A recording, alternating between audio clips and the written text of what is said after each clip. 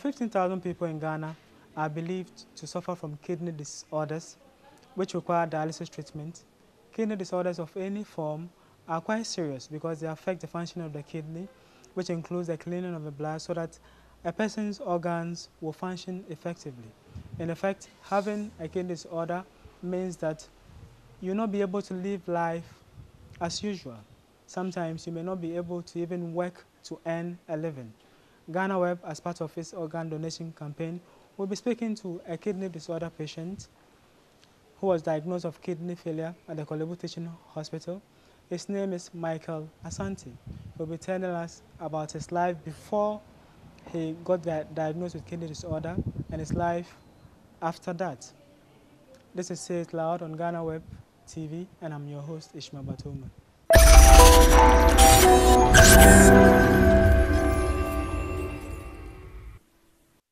Hello, Michael. Hello. Thanks so much for welcoming us to your home and for doing this interview. So we'll begin our conversation by looking at your life before you were diagnosed of kidney failure. Okay. Well, what was life like for you?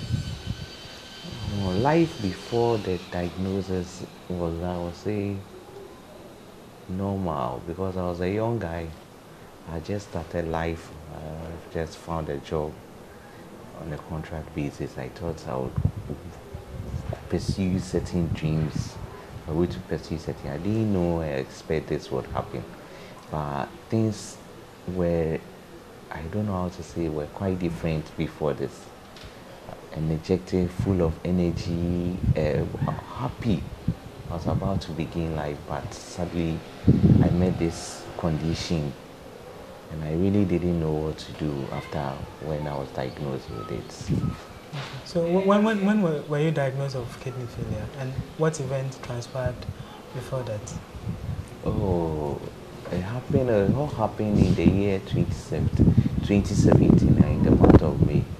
But the thing was, I think it started showing signs earlier, but I didn't know that these signs were the cause of the kidney, because it came in as, it started as headaches, and I was taking in painkillers to try and resolve it.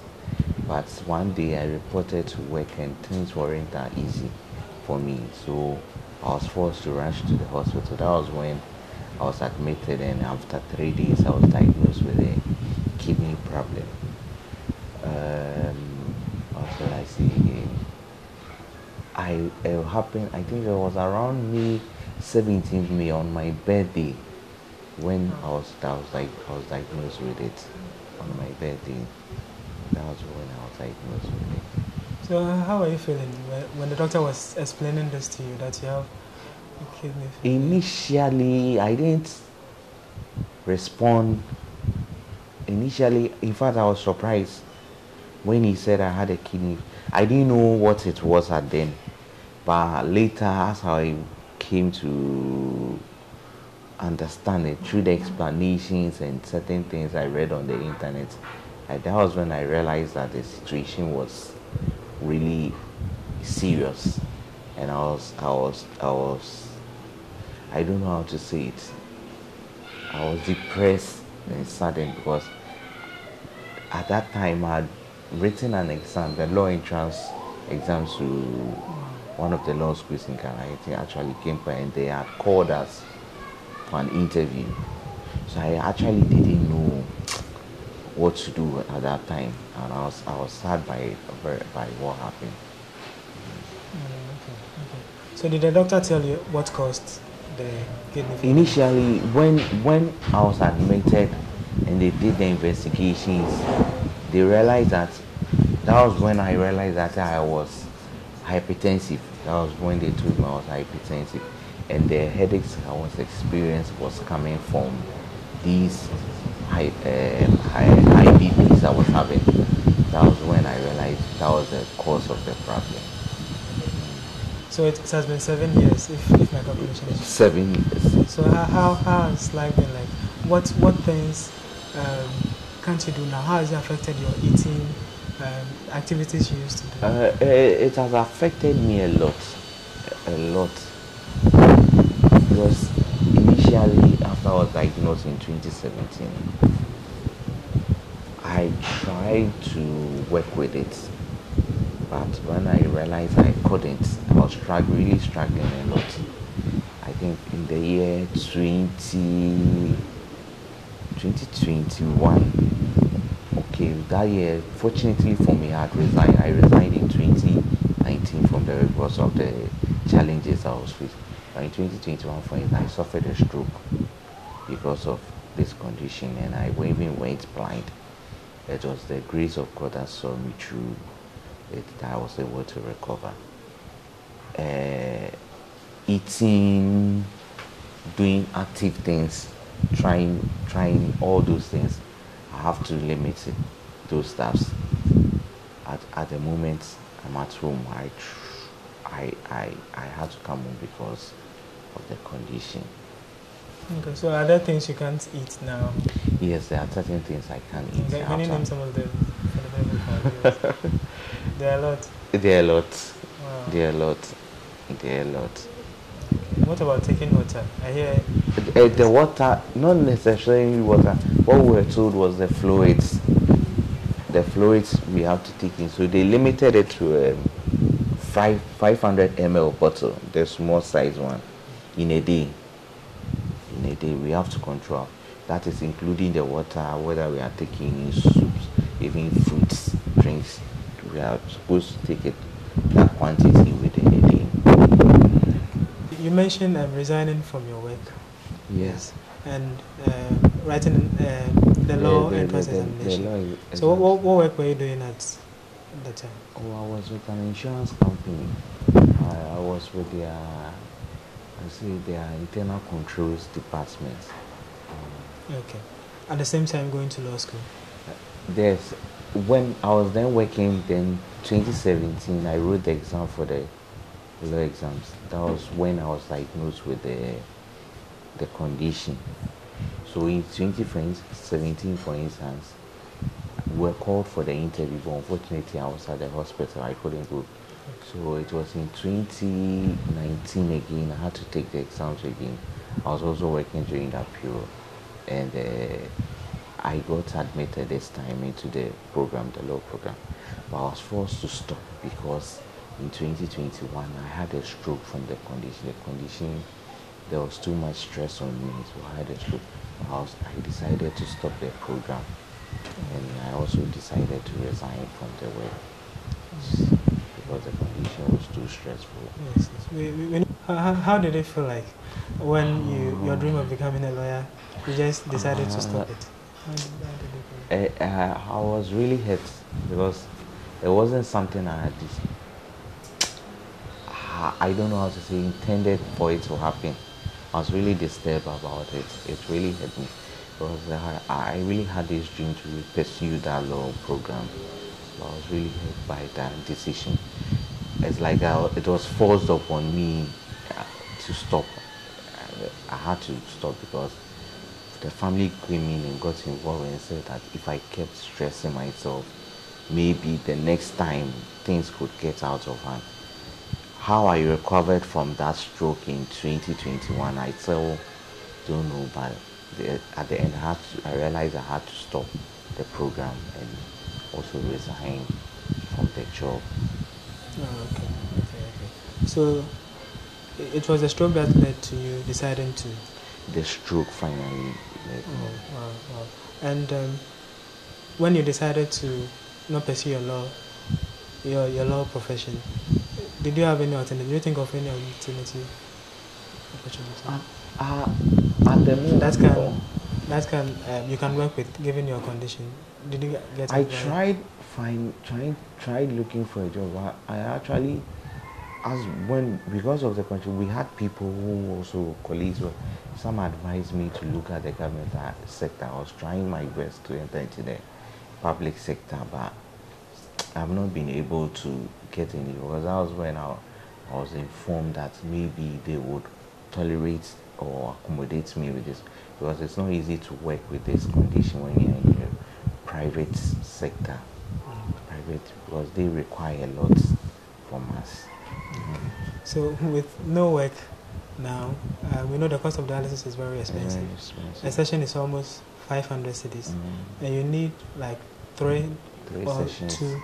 3 to 2 sessions. That's the required amount of sessions you need. So in a week you need like 1,500 a month. That's like 6,000 cedis. How do you cope with the cost of the dialysis treatment? It's not been easy. Mostly I had to depend on friends and family. I'll have to say most of the time I have to beg. So I have to call people and ask for help, support, wherever the support may come from, and whatever amount may come. And sometimes I also get support, let's say, from my church members, church too. People come in when I call them to support me. That's how I've been managing the situation. Okay, so how many sessions do you have in a week now? Like at the moment, the advice is for me to do 3, but usually because of the financial cost involved, I do 2, and since they even closed the unit down, I'm forced to do 1 session in a week because I can't afford the amount the private dialysis centers are charging. 2 dialysis in a week, it's not easy. So I'm forced to do 1 session in a week. Usually I do it in the middle of the week so that I can stay or manage myself with it. You are advised to take 3, but now you've been managing with 2, and recently you did just 1. So when you do that, are you able to live normally, or no? What are the effects? With the 1, for instance, when I do the 1, I don't live a normal life because usually I'm forced to stay indoors. 1 is not able to help me do whatever I'm supposed to do, because if I go out to try and stress myself, I'll find myself in trouble. Usually with the 1, when you do 1, you still have fluids within your body. You are not able to control yourself, and it's supposed to clear toxins. These toxins are not taken out with the 1. The 1 dialysis is not enough to clear the toxins. So what happens is that you still feel uncomfortable. You are not able to control. So I'm forced to stay indoors. Usually when I'm doing this 1 dialysis in a week. That's what's happening. Okay. And what happens if you don't have a session at all? If I don't do the session there, it's very bad. I will not be even to conduct this interview. It's very bad. I can't even control myself. And let's say if I don't do it within 2 weeks, I'll be forced to go on admission. So, like, what are some of the symptoms? Like, you don't feel like you can't breathe, or what are some of the symptoms? When I don't do that, even with the 1 sessions, for instance, when you do, you struggle to breathe because there are still fluids within you, and there's the toxins. It makes you feel uncomfortable. For instance, sometimes there's this condition that may arise when you are not doing the dialysis, or even you are doing once a week. Sometimes there's this I experience this, they call it gastritis. It's a very sharp pain within your tummy. You experience when you are not doing the dialysis adequately or effectively, because when you are not doing, you are doing once a session, the clearance, they say the clearance is not effective, it's not adequate enough. Okay. So you struggle to breathe. Sometimes we get swollen feet, or how should I say, our faces swell up, and we sometimes experience this sharp pain within the tummy, the gastritis. That's what we go through. So when you begin to experience these things, you'll be forced to go on admission at Korlebu. Usually I go on admission at Korlebu emergency. Okay, so what does the dialysis machine, what does it do essentially, if you can do? What I learned is that it performs certain functions of the kidney. especially with the clearance of fluids from the body system, from the blood, and the clearance of toxins from the blood system. When these things are not cleared from the system, it's where you begin to experience these kind of conditions of swelling foot or swelling face. You experience nausea, start to vomit. You become uncontrollable. You struggle to breathe because there's lots of fluids within the body system that needs to be cleared. So it's because of the toxins in your blood. That's why these things happen. The toxins in the blood, So these the things machine will clear them filter from the these blood. things from the blood system. You mentioned that for instances where you don't get a session, there are some effects. You have swollen feet and other effects. How do you manage them? Usually, when there's no money, it's very difficult to. I'm forced to control what I take in, what I drink. Usually, and when it happens like that, I'm not able to eat because of the nausea and the vomiting, and I'm forced to control the fluid I take in. So sometimes in these conditions, when it happens, I'll be forced to lie on the couch. I have to bend down just to be able to breathe because I struggle to breathe. Then I have to bend down like that and stay there for some time. So let's say in the afternoon it calms down. But after that in the evening, it's usually when the weather is cold, I struggle to breathe. But when it's a bit hotter, then the breathing improves. Then I go and lie down on the couch and have to control the fluid intake. As in, I don't take in water and food, for instance. I'm not able to take in food because of the vomiting and the nausea. When the weather is hot, you're uncomfortable. When usually it's hot, for me, for instance, I prefer the hot weather. Usually, when it's cold, when the weather gets cold, I'm not able to control myself. Usually, so whenever I even go somewhere, the AC is on. I require, or I tell them to increase it or increase so that the room gets a bit warm for me. I don't like the cold weather. You don't like the cold weather. Okay. But some patients indicate that I don't know about, but because I don't know about other patients, but what I do know is usually when we go in for dialysis, for instance, the AC and the AC, they usually switch the ACs on for the machines. Most of the patients will require them to increase the temperature because usually when it become cold easily and we start shivering. So with this, we'll go for a short break. We'll be right back.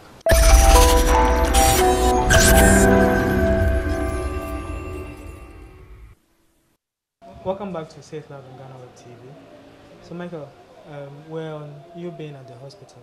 I want you to take us through some of the processes you go through. I see some things, if you can describe them to them. Okay. There's usually when you are diagnosed with the condition, what they do is they need an access to the body system to draw the blood out. So what they do, they create these access points. This is the AV, they call this one the AV fistula, a fistula.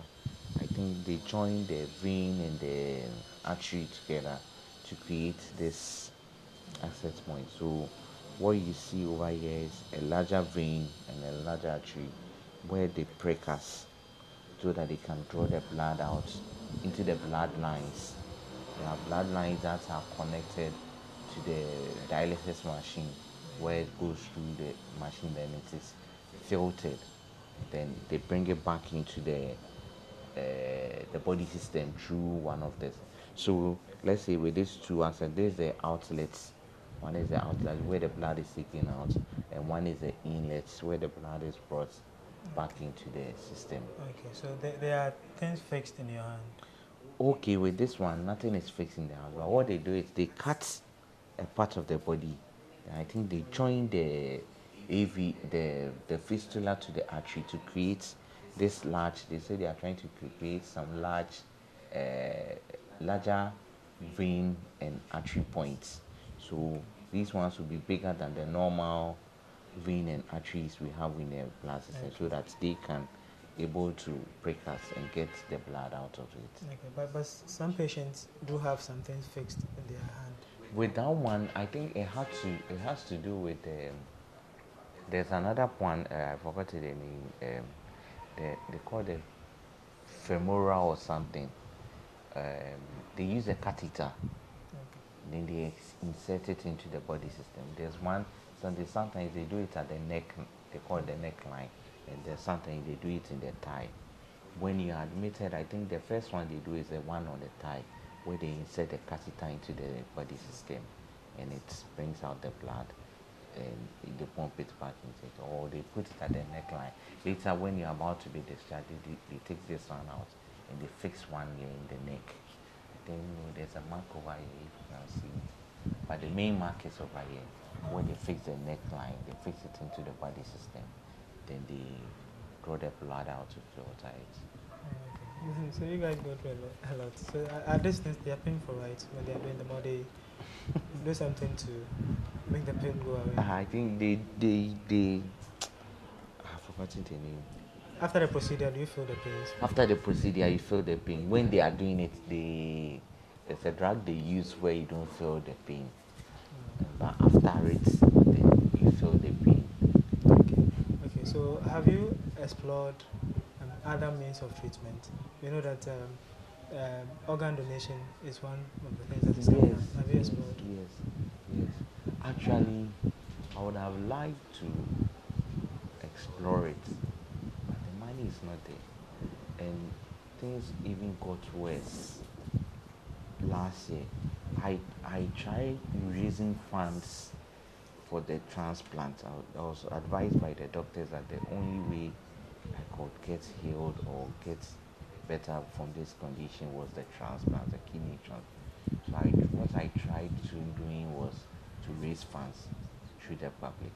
Unfortunately, since they closed the unit down last year, I was forced to use the funds for dialysis treatments because I wasn't getting any help.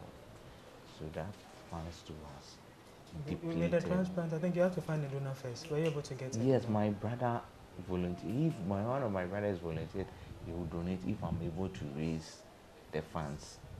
But so you have the donor, but you don't have the funds for the procedure. I don't have the funds for the procedure. My brother said he would volunteer if I'm able to raise the funds, but I don't have the funds at the moment. And how much do you recall the amount the procedure cost? I think it was around 200,000. Because the amount they give us was, I think, $21,000. That was in that. So when I worked it in UNC, it was around 200,000. Yeah, and the procedure will be done here in Ghana. Will be done here in Ghana at Korlebu. We've seen that you go through a lot, and we don't know. You need support from a lot of people. You've been calling people for help and stuff. Has it affected your relationship with your friends and family? Generally, I'll say the family and friends have been supportive. They have been very supportive because if it weren't for them, I'll say I wouldn't be here by now. There have been situations when sometimes when I had been admitted at the hospital on an emergency, they would go out of their way to try and go and borrow money to support me. So I'll say for me, it hasn't affected my relationship with the family, but they've been very supportive. I remember once I was admitted and I didn't have anything.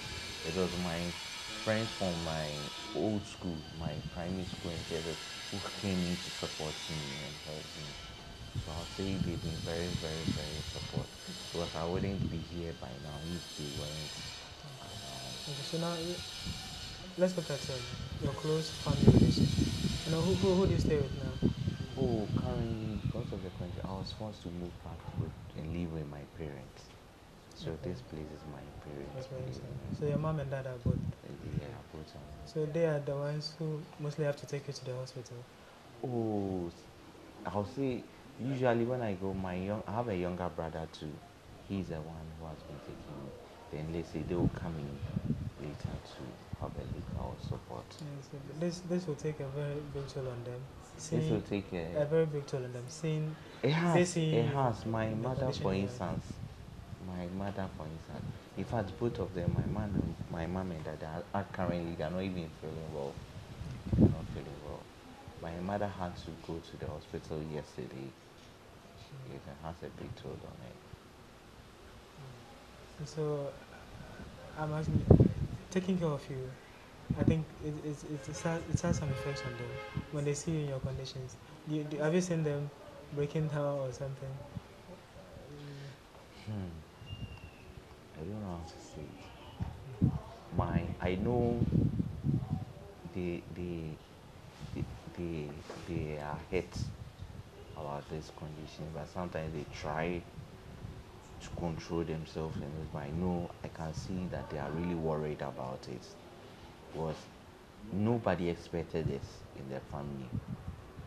Nobody expected this in their family. They are really disturbed about it, but they try to control myself and try to look cheerful when I'm around so that I don't get depressed. But I can really tell from their reaction, they are really disturbed about this condition. It has a big toll on them. My mother in particular. Michael, you're a member of the Renal Patient Association at Korlebu. I'm sure that's more like a second family for you. Yes, it is. Yes. And I'll say, what are some of the activities you're engaging with them that helps you? Oh, at the moment, what we usually do is that I we are trying to get the public. Not necessarily things you're trying to do to help. Like, I'm sure you're a family now. You check on each other. We are a family. So we check on each other. We Try to encourage each other, provide support for each other. Sometimes the financial issue, when it becomes a burden, we try contacting each other. We console each other when we hear a colleague has passed on or is not feeling. And we try to advocate and fight for certain things for our colleagues, our patients. That's what we do. But we are a family. We communicate and we try to. It's not, it's not easy being in this condition. It's not easy being in this condition. So that's where we find solace in as a group. So we know the center is more of a place where you get to save your life. What do you feel anytime you hear the center being shut down? That one day, I wouldn't like. We always said when we hear that the center has been closed and disturbed, because we know what we go through when the center is over. It's not easy going out to the private centers to do the dialysis because the cost involved is very high over there. There are some colleagues around that I'm speaking to. Some have not been able to dialyze, or some have been able to dialyze once. So whenever we hear the center is closed, we get disturbed. In the last year, we've seen some people dying because the center has been closed down. And the center was closed down due to issues that could have easily been fixed. How do you feel about that? Hearing somebody dying because consumables have short. Last year, for instance, what happened? I was hurt and I was really angry with them, with the Korlebu center, how they treated the whole issue. Because I thought these things could have been avoided. And there was a period where we were even asking them, advocating, if they wanted us to even pay, they should communicate to us so that we pay. But there was no response from them. But at the end, 18 people had to die. Even this year, when we got informed that 3 people had passed on, we were really hurt because there was a period when we were asking them, what was the issue? There was no communication coming from their side. The only communication that came in was after the thing had got to the media and it became clear that they had closed the center. So I was really angry and sad that this the way they choose to treat us. So I don't know for other colleagues, but for me, I was really angry and sad for the way they treated the whole matter. They had the option to communicate to us that this was what was going on, and we can even prepare for it, but there was no. So usually when it's closed like this, and you are not communicating, some people will say, "Oh, since they are not communicating, to be something short to do." So people will be forced to say, oh, "Let's wait, Korlebu will open," and the person will be there waiting, and at the end, sometimes these are the results that come happen. There's no response from their side. We earlier spoke about the high cost of your treatment, and the government announced some measures to support dialysis patients at the various centers. Have you benefited from them? As of now, I don't know, but we haven't benefited from, let's say, the government offered. I fall within the 1959 age brackets. We haven't benefited from anything at Korlebu. We have been paying. The only time we benefited was when, fortunately for us, a private, I think, a journalist, Nana Banama, offered to support us. She paid for some of the dialysis, but we haven't benefited from anything from the government side. The NHI is paying 2 free sessions. We haven't You haven't gotten any of the sessions yet? Since it was announced, I think, in July or so? Yes, that's been no benefits. And then the recent closure was due to shortage of the consumables. That's what we learned. The consumer. So who was supposed to get the consumer? Is it the management of the hospital or the government that was supposed to supply it? I don't know, but what we know, since the hospital is the one providing the services, we assume they are the ones supposed to provide these consumables. Have you personally lost a close relation due to dialysis? Not getting dialysis, or somebody who has been getting treatment, but all of a sudden it got worse and died because of his kidney issue? Sorry. Sorry.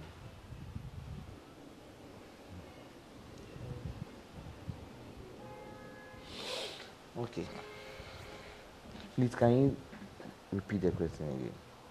So, I asked a close relation you've lost who was a kidney patient like you at the dialysis center at Korlebu. Yeah, there was a friend like that. So how did you feel hearing your friend passing away? When I heard it, I was hurt. It was a good friend. He used to motivate me and encourage me. So when I heard he had passed away, I was really hurt by it. It was a good friend. So he was someone who motivated you. So now, personally, how do you motivate yourself? Do you have more friends now? It's not easy. But I'll say it's made me more of a strong Christian. So I'm currently not working, so it's not easy being at home. Usually you have this condition you'll be thinking about. So I've got involved in church activities, prayers, so that I can get more people around. I get more of the word of God, so that as they speak and preach and encourage me, I'm able to, how should I say, forget about these things and rather focus on what is going on. So I'll say, wow, I usually motivate myself with the word of God. That's what I do. We've seen how expensive your treatment is. We've seen the challenges you go through. You have someone who has volunteered to offer kidneys. The challenge now is funding for the surgery. GhanaWeb has is currently running a campaign to push for legislations to make organ donation transparent and legal in Ghana. What will you say about this? Are you in support of it? And what laws do you expect to be part of this legislation? I'll really support it. I'll really support it, and I encourage the government to get involved. Actually, I've heard about it. I think I've read it on the website before, and I'll also say that I was only disappointed that all this while the government has not been able to pass this legislature, because we really need it. People are really suffering with these organ failures. Since I got diagnosed, I think 2017, I was expecting it to be having passed, but most of the time I've been following that story. It has not been passed still. So I'll really encourage the government, the experts, those handling it, to push it through quickly. Because when we are diagnosed with this condition, most of the time we are advised to go in for the organ transplantation. And what I also learned is in other jurisdictions, like in Europe and in America, these things have been handled well, and there's a procedure in the process to which you can even access it. Right now in Ghana, it's not like that. It's not like that. So I don't mean to cut you, but so it means that the doctors advise that you have transplant. It means you can have it in Ghana. Yeah, we can have it in Ghana. Just that there are no procedures to support it. There are no procedures. We learned that. What I learned was that in US, for instance, I think there's a program or something. So when someone's kidney is available, they contact whoever is ready, then he has it. But over here, you have to go out there to look for the person to provide his or her kidneys before the arrangement or the process there can be done. But over there, there's a procedure as to how you can even get it, how the kidneys can be made available to you. But here it's not like that. And the problem is, for instance, since I was diagnosed with this in 2010, I've been following this storyline, and I'm really surprised that up to now, no legislation still happening. Because anytime you hear that, oh, they are preparing it, but nothing like that has been passed. And even I was even surprised that since last year when they closed it down and the topic came up, still nothing has been done about it. We are about to end this year and they haven't worked anything out. So even if the legislation is passed, you will still need money for the surgery, right? You still need money for the surgery. So in the long term, aside including dialysis treatment to the NHIS, do you think the cost of transplants should be also considered? It has to be considered. For me, I wish, and I will be very happy the government gets involved in everything that's going on with the kidney failure and the organ transplant. If the government can involve and subsidize the prices for us, find a way to get the NHIS to step in to subsidize the price. If the government can get involved to reduce taxes, or if possible not to tax certain products and services that has to do with the transplantation or the dialysis process, we would be very happy, because the cost involved is it's too much, my brother. It's too much. Most of us, the patients, even I don't know how to say it, we find ourselves in a situation where with this condition we are not even able to work. It's not easy to work with this condition. And when we come back, we have to pay for this, and the toll is even putting on those who are supporting and taking care of us. It's not easy. It's not easy. We really will be happy if the government can get involved for us. Okay. If there's anyone out there to support you, is there any way the person will get in touch with you? Yes, the person can get in touch through my mobile number. Let's say 054-103-9243. Or if you want to support me, there's also a bank account number. You could make a contribution to it. I actually made some flyers out to try and raise funds for the transplant. I was made to create an account number at the GCB Bank Dansuman branch. The account number is 1461 0100852788. Or if preferred, to make things easier, there's a mobile number 054-103-9243. If you prefer to use a Momo too, you can also make a contribution through that number. There's a flyer. Thanks so much for welcoming us here home. Viewers, we pray that we all support our brother. These are details of his account. We'll share them in this story so that you can get in touch with him to help him. With this, we'll wrap up this edition of Say It Loud on GhanaWeb TV. We pray that the government will put in the necessary measures to give all dialysis patients the support they need. And we also pray that our organ donation campaign will yield fruit.